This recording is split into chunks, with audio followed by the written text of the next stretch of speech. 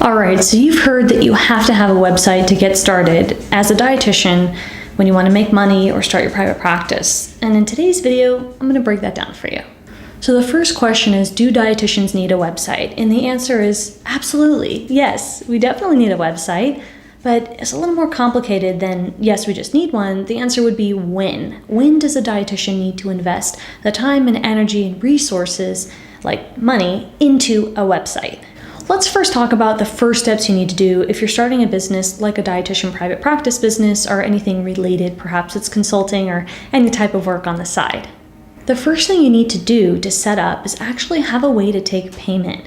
So you could set yourself up with an invoicing or billing kind of a strategy or system. That might look like setting up an EMR and linking your payment, or that could be setting up a learning platform like Teachable and linking a payment system.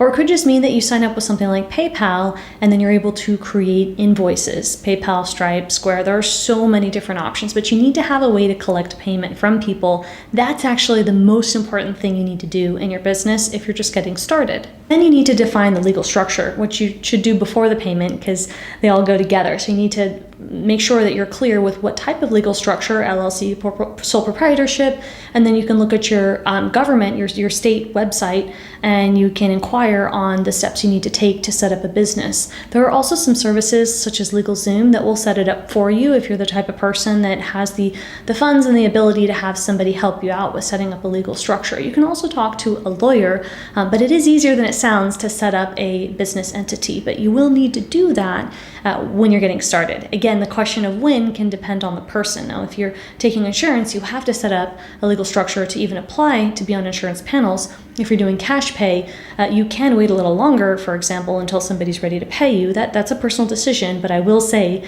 to be compliant on my end, that you will need to set up an entity, and the decision of when is up to you.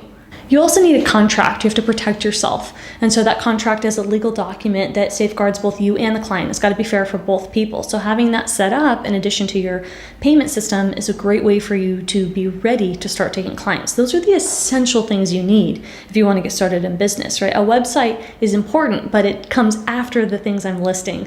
Legal structure set up, payment or system, and then of course you having the way to have a contract set up based on the service that you're offering, and that's pretty much if you're doing one-on-one or any kind of group thing. Well, I want to talk for a moment about EMRs, which I'm a huge fan of. EMRs are optional, but you don't have to have an EMR to get set up.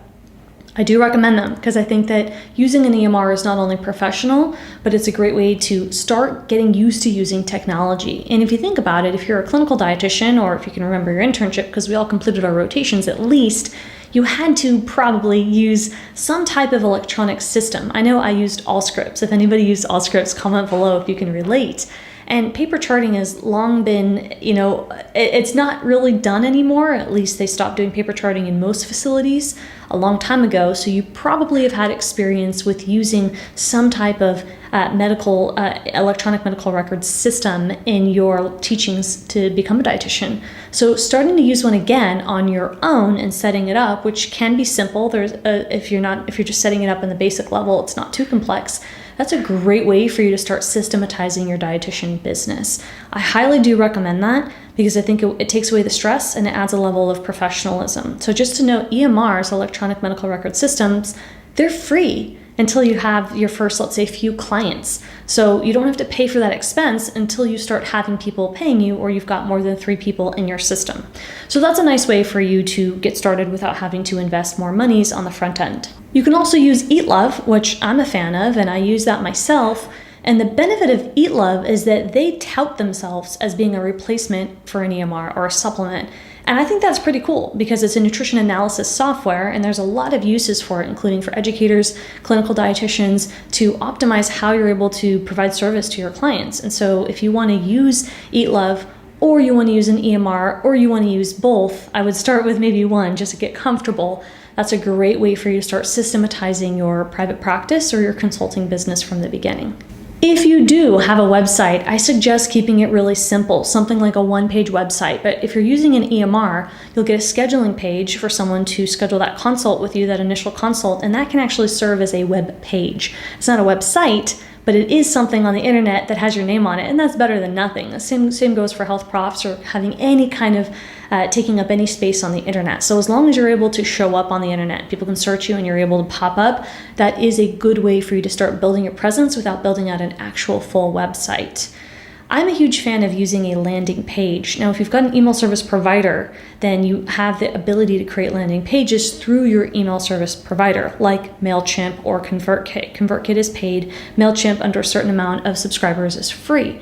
So if you create a landing page from your email service provider, you can use that as well as a web page. Additionally, you can use a sales page from a learning management system such as Teachable, and that can serve as a web page until you decide to build out a full website. So I suggest taking those small steps and focusing more on the other aspects: legal structure, billing, payment system setup, contract. Focus on those aspects before you worry about building out a full-on or website. I suggest using a landing page or a simple web page before you build out a full website, because it does take time and energy and resources for you to build that out.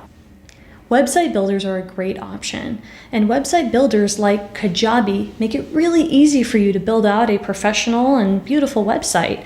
Another example that I'm very impressed with is Simple Practice. They recently came out with an option for you to build out a website using their service. Now, of course, there's a fee at the time of recording this. It's $60-something a month to be able to use that platform with the existing web page builder. But if you're starting out and you do really want something more than a landing page, that's a pretty good place to start. And I think that that is going to be the norm when it comes to using any kind of technology platforms like EMRs. My theory is that they're all going to start having website builders and all-in-one features, because there's a demand for that from clinicians to have everything wrapped up into one. Now, until that happens, if you want to use a HIPAA-compliant platform like an EMR, you're going to have it separate for a website, unless if you're using, let's say, Practice Better and you're using one of their programs, and you can use that existing web page, not website, for your marketing efforts. Now, if you're interested about starting your dietitian private practice because you haven't done so yet, I want you to watch this video linked on the screen next.